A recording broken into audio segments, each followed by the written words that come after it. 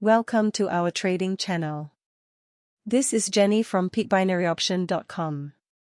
Today USD JPY pair mainly moves in a downward trend. 156 is a strong support level. When the price near the level, I placed a long position. Now, there is good profits. The USA will release news on existing home sales. No one can predict the data 100% accurate. There is a risk to hold till expiry. I would like to close the position to lock profits. You need trade from the perspective of statistics and probability. When you trade in this way, the impact of psychology will be weakened. If you have any question, feel free to contact our team via email or Skype. Thanks for watching and wish you succeed in trading.